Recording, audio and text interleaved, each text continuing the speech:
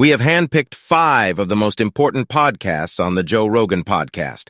Number 1, The Power of Sleep with Matthew Walker. You know, I'll do 3 different hotels in a week because I'll do like a Thursday, Friday, Saturday, like with gigs.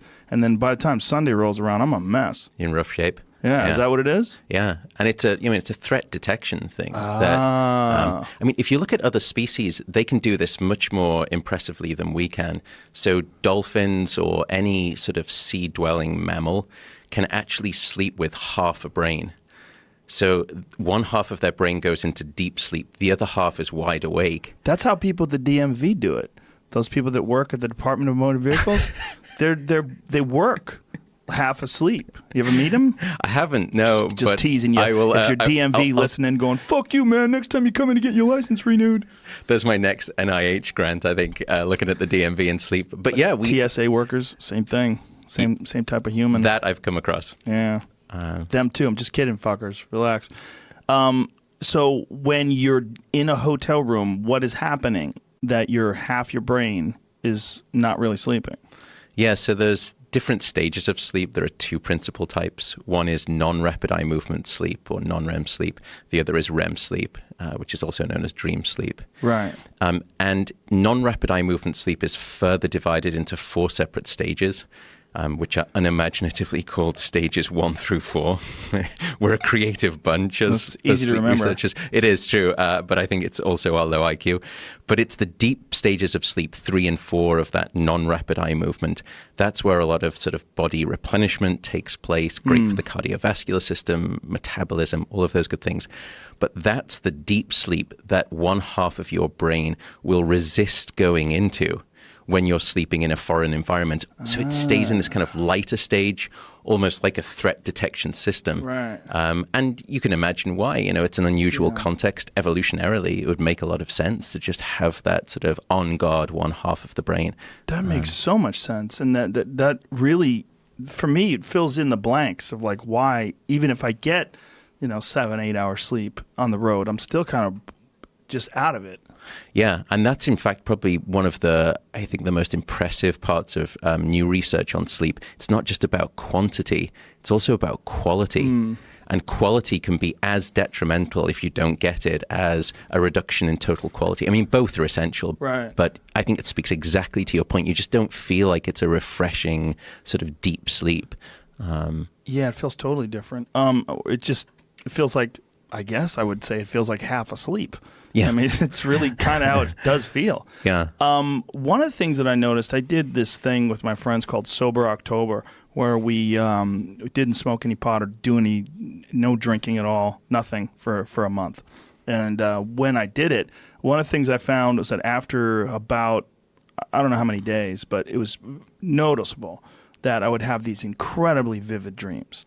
And then I had read that marijuana does something to suppress heavy REM sleep. Like what is happening there? Yeah, so both of those chemicals, both of which are used as a sleep aid, alcohol and marijuana, are actually very good at blocking your dream sleep, your rapid eye movement sleep. And so what happens is that the brain is quite clever in this regard. It builds up a clock counter of how much dream sleep you should have had, but have not been getting. Whoa. And it starts to develop this increasing appetite and hunger for dream sleep, so that finally when the alcohol actually gets out of your system, Sober October, love the name, that's all of a sudden where you get what's called a REM sleep rebound effect, where you not only get the normal amount of REM sleep that you would normally have, you get that, plus the brain tries to get back some of that dream sleep that it's been losing over the past maybe 11 months. So you get this... Try 20 years. Yeah, I didn't want to make any assumptions. So you get this REM sleep rebounded effect, and that's where you have these really intense dream sleep situations. Yeah. It's the same reason that people, they'll say, like, I had a bit too much to drink last night. Maybe it was a Friday or Saturday. They sleep in late. They say, I just had these crazy dreams. What happens there is a kind of an acute version where the alcohol is swirling around in your system. And after about 6 hours, your liver and your kidneys have finally excreted all of the alcohol. and your brain has been deprived of dream sleep for that first 6 hours. So then it feasts in the last couple of hours, and that's why you have these really bizarre dreams after you've been drinking a little bit too much. Oh, wow. So what is happening with marijuana, though, specifically? Do you know? Yeah, so marijuana, it does help people, it puts people to sleep quicker. Although I think that the question is whether it's really naturalistic sleep or not that they go into. Certainly with alcohol, it's not. That nightcap idea is a misnomer. Alcohol will actually, it's a form of drugs that we call the sedatives, and sedation is not sleep. It's very different, but we often mistake one for the other. Marijuana seems to act in a physiologically very different way. It doesn't target the same receptors in the brain. So it's unclear whether the speed with which you fall asleep after having a session with marijuana is actually natural sleep. Let's assume it is. The problem, however, is that it then will start to disrupt REM sleep. It will start to block the process. We think perhaps at the level of the brainstem, which is where these two types of sleep, non-REM and REM sleep, will actually get sort of worked out. That's where marijuana may actually impact dream sleep and shut it down and block it. Have there been any studies on chronic marijuana smokers, like those dawn to dusk type characters that just are constantly high, like, and what happens to their brain from not, because they must never hit REM sleep? Yeah, so people haven't looked at marijuana. They have looked at alcohol, though.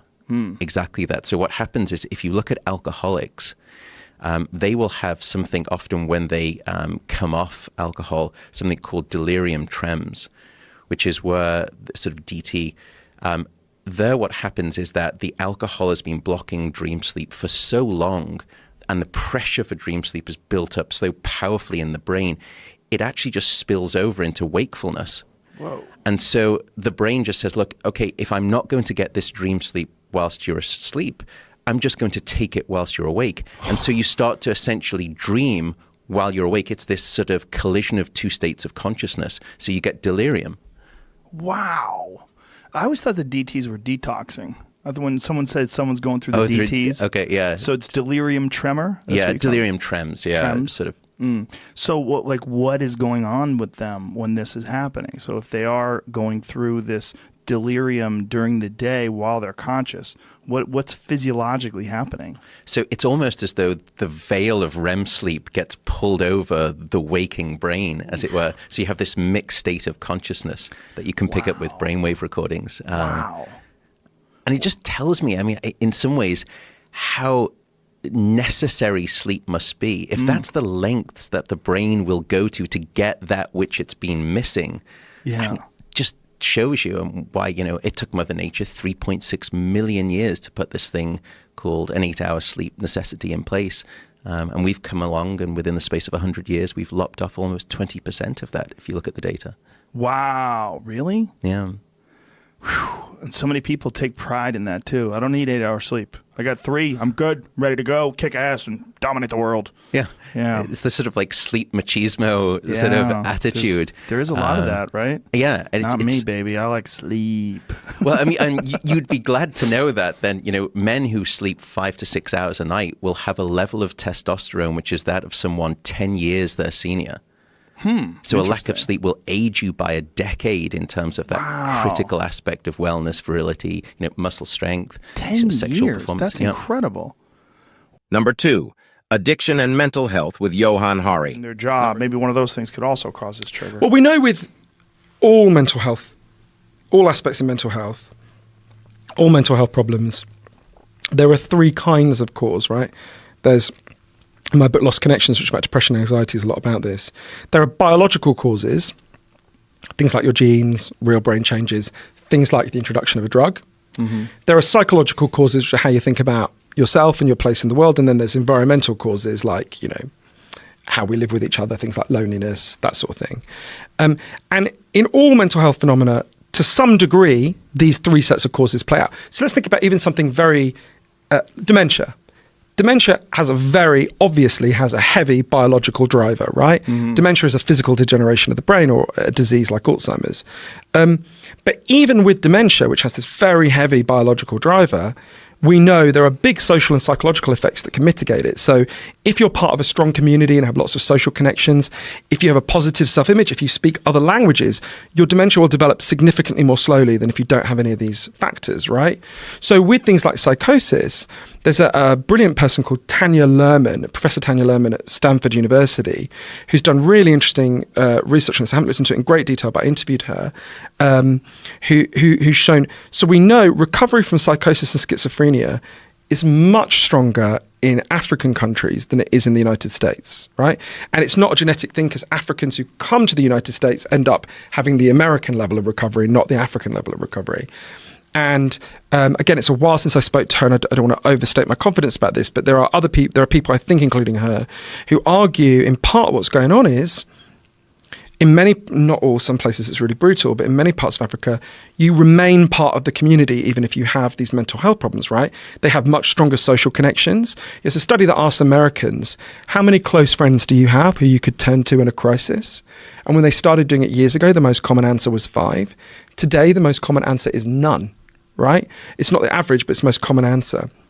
Half of all Americans asked how many people know you well, say nobody, right? It's a huge amount of evidence. Loneliness is toxic for human beings. Lonely people, as a guy who did a lot of experiments on this here in LA, lonely people exposed to the flu virus and the cold virus and the colds are way more likely to actually get them than non-lonely people, right? It's just devastating for your physical and mental health to be lonely. There's other things going on. So I think there's a whole range of things that are going on with all mental health problems. I don't know how this relates to cannabis and psychosis. I don't know. But we know with psychosis, there's a big debate about this. Immigrants are more likely to have psychosis than non-immigrants. There's a whole, lots of environmental factors playing out, even in extreme mental health problems. Like, now I want to stress they're not the only thing. There are real biological aspects as well, which are clearly very significant in things like schizophrenia and play some role in things like depression for a lot of people. But yeah, does that make sense? Was it? I mean, sort of, yeah. I mean, obviously there's varying biological factors, but the cultural factors make sense. The fact that these people in Africa are not, they're not expelled from the community. So they have a sense of bond, and maybe it's more easy to recover. And one of the things that you hear about, part of the problem with mental illness, is that people with mental illness are pushed away. People don't want to deal with their problem, and it exacerbates whatever is causing it in the first place. 3. Mental Toughness with David Goggins. I used to look at my life from a different vantage point. And when you're in all the muck, and you're just walking in muck and walking in muck and walking in muck, you don't see that if you look off to the fucking left of the muck, there's a sidewalk, brother. Get off of it. You have your head down looking in this muck. Once I saw the sidewalk, got the sidewalk, I got a little break. And I got a different vantage point. And then from the sidewalk, I found a cliff. Then I found a mountain. I got way up high on top of my life and looked back down on it and said, okay, I got to figure this out, man. I'm not going anywhere. I'm starting to lie.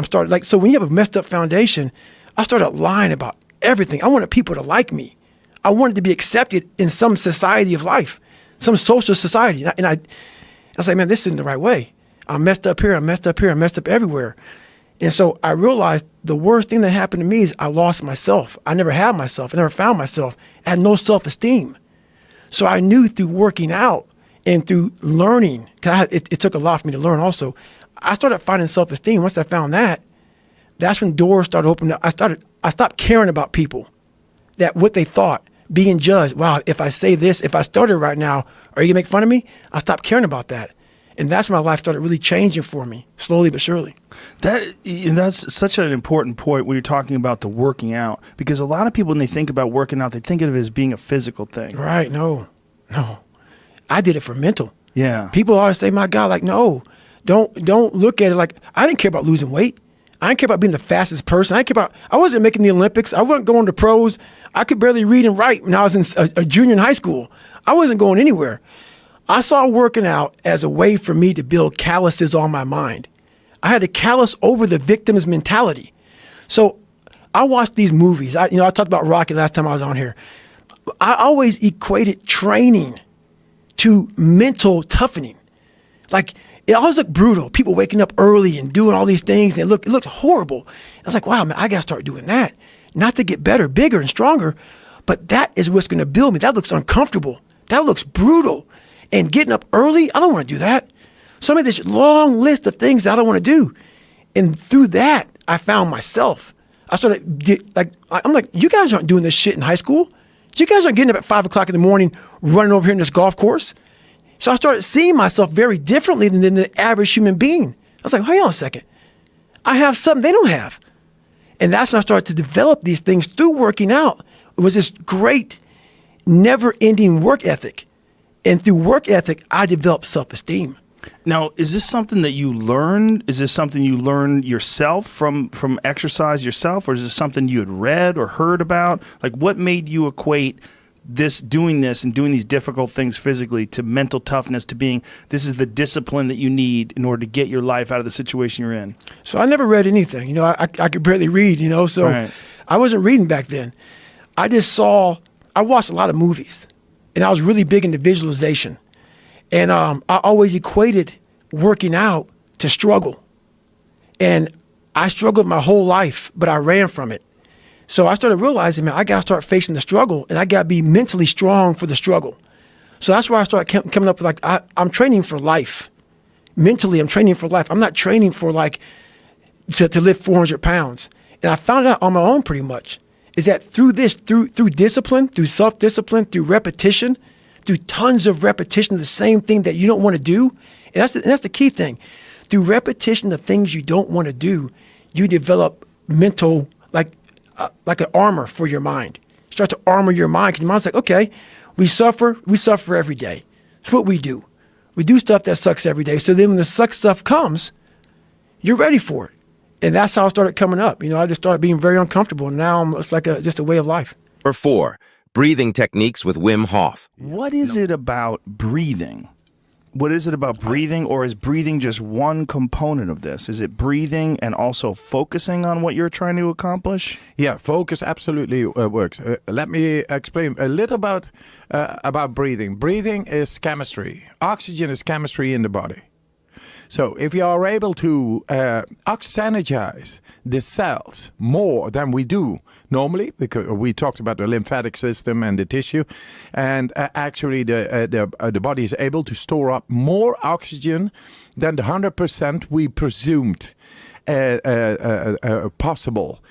Scientifically, we are able to store up more oxygen. So if a breathing technique, whatever breathing technique, is able to store up more oxygen in the cell, that means going into the tissue, going into the lymphatic system, then suddenly the chemistry becomes alkaline.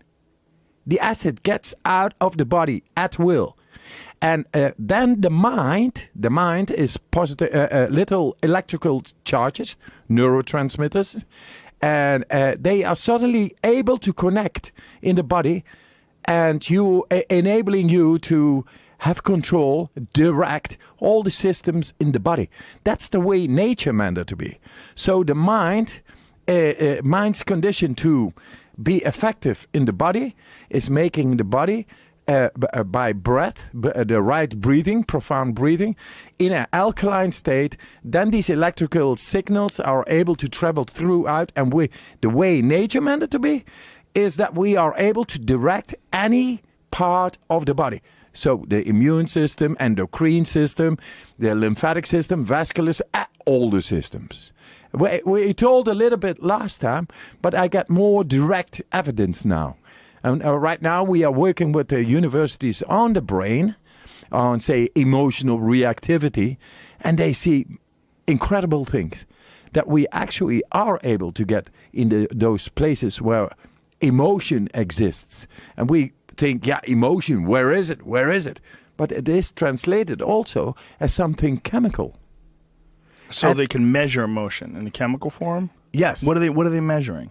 They go into, say, the hypothalamus, hypothalamus, hippocampus, amygdala. Those are the places where this chemistry is going on.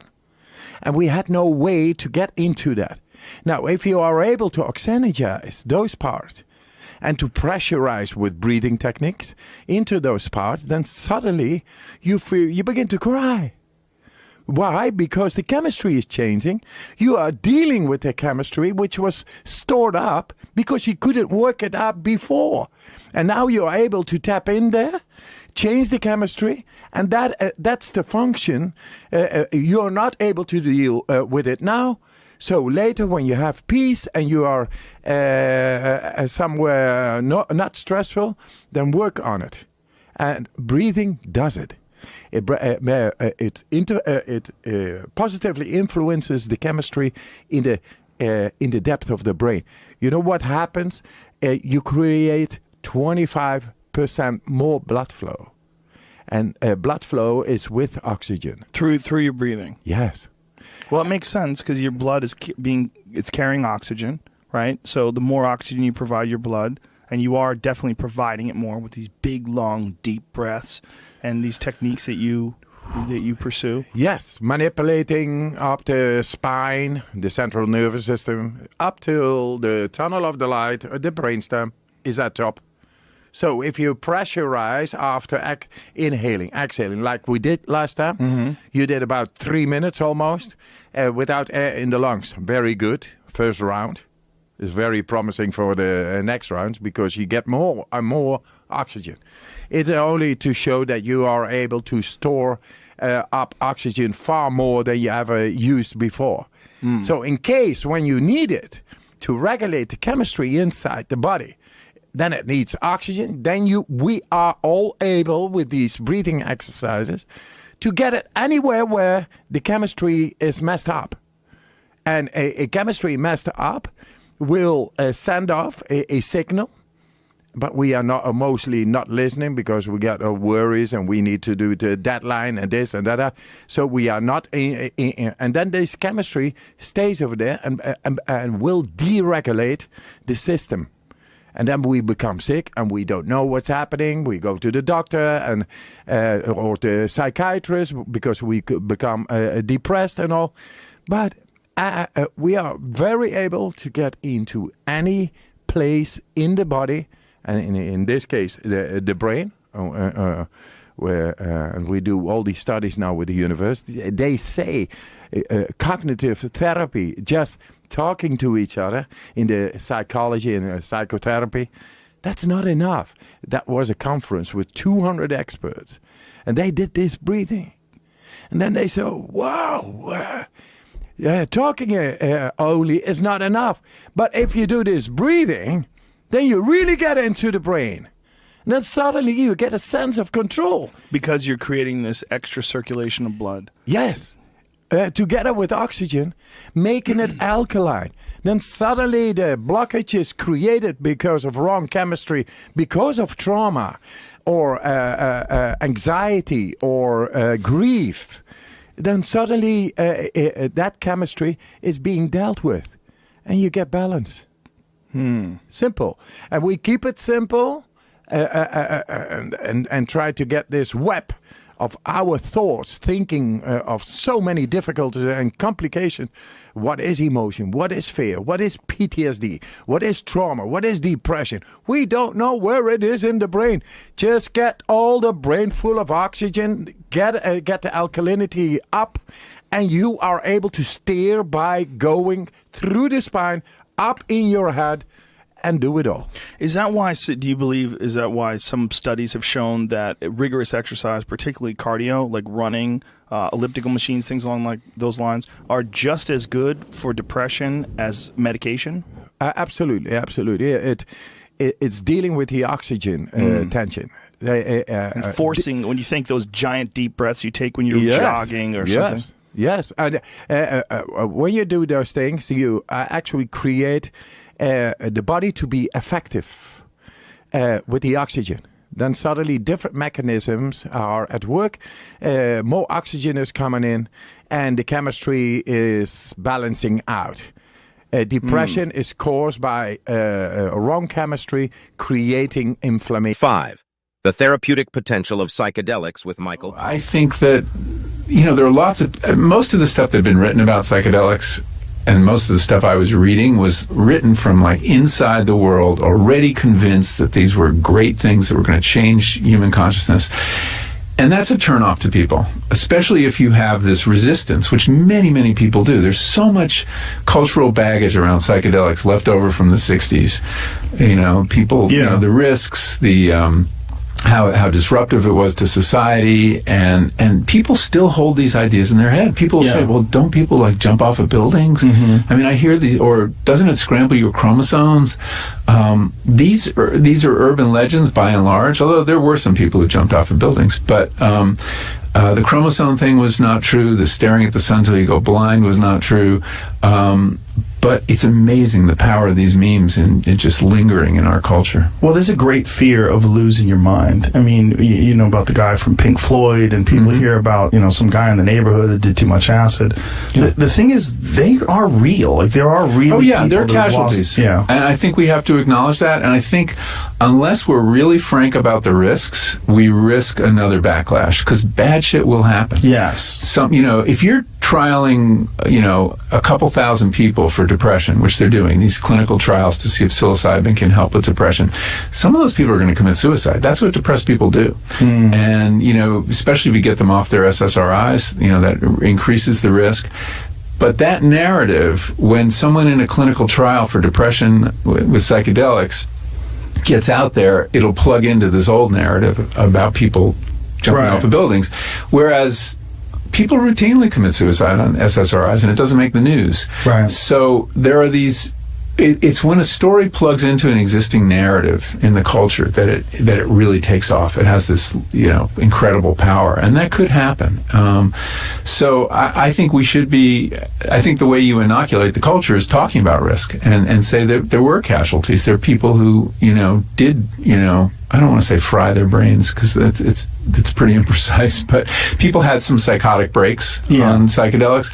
Would they have had them anyway? There's reason to believe they would. It's not like schizophrenia rates went up during the 60s. Do you think it triggers schizophrenia, yes. though? Yeah, I think that's probably what happens.